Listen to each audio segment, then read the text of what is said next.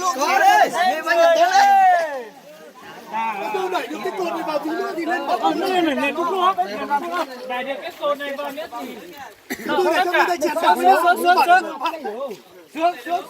Từ từ để chèn bánh đạn đó. Bên trong để chèn bánh đạn. Tí nữa thì dạy một cái đầu thì được người sau trăm cái đầu thì ra được. Ôi, mới là được cái đó. Từ từ nhá, nâng lên. Xuống đi chú ơi. Nâng lên tí đã chú ơi. Xuống để đút cái cây này vào. Xuống ơi. Xuống đây nâng lên cái đã. Không, mày không xuống được mày xuống được chưa? Cái thằng này. Được rồi. Xuống đây. Xuống. Đeo xuống lên cái nồi này. Bỏ xuống cơ mà. Nhấc lên bây giờ này. Hai người mình cẩn thận nhá, để xong à. Nâng lên. Vào sau nữa. Đi bạn nữa. Đi nữa. Đi bạn nữa. Mày đây. Ai đứng cửa ai đứng cửa. Gái cây luôn. Mày đâu? Yêu cây đây. Tập trung lên đây. Chạm được rồi. Chạm rồi. Hết cơ rồi. Đi chạm đi ngọn đoạn đấy đi ngọn đi. Không nhá. Xuống là bẹp tay luôn đấy. Cho một cái cây nữa. Vào cái đây nữa là miếng gỗ. Một phát nữa đây. Được chưa? Chèn xong chưa? Không là một phát nữa rồi. Hết cỡ thế thôi. Bây giờ không làm được nữa. Đây xuống bẹp tay anh em. Từ từ anh sùng bỏ tay ra chưa? Bỏ hết tay anh nhá. Đi ra chéo. Được cái mà dẫn tao thử xiên rồi. Ra đẩy vào tí nữa là sáu ấy. Vướng cào, vướng tay. Không từ từ á. Tôi được cái đá vào đây không ơi.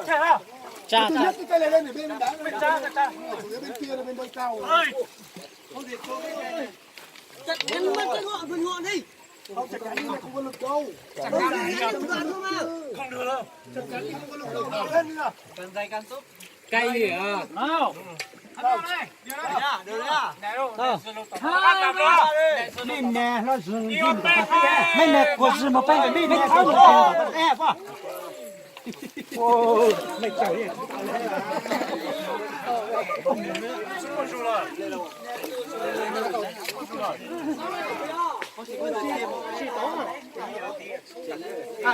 Bây giờ tập trung đẩy thử cho nào.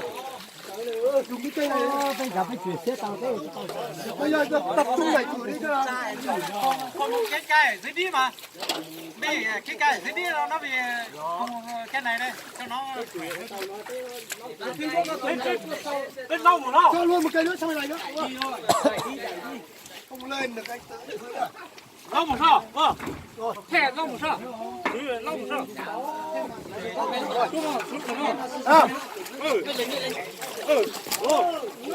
Nào, từ từ.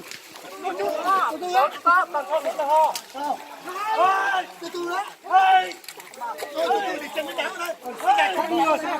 Kéo dây đá sau nữa là đi luôn đấy. Đấy bây giờ tập trung. Bây giờ thả cái dây này hết cho một số người kéo ở dưới cái một số người đè trên này đấy. Bây giờ phải thả dây đi thì mới đi được, không thả rồi phải thằng nhà dây đó.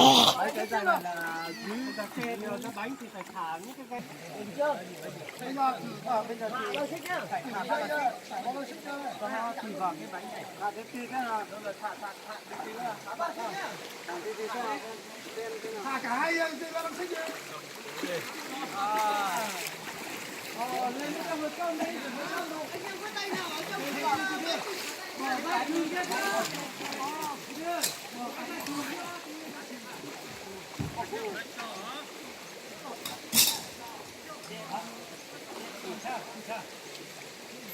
Gửi dây nhỏ chú ơi, dây nhỏ. Dây nhỏ như các bạn. Đưa mấy cái cây xuống cái này đi. Kéo bây giờ, lần sau kéo nữa. Được. Kéo người đây.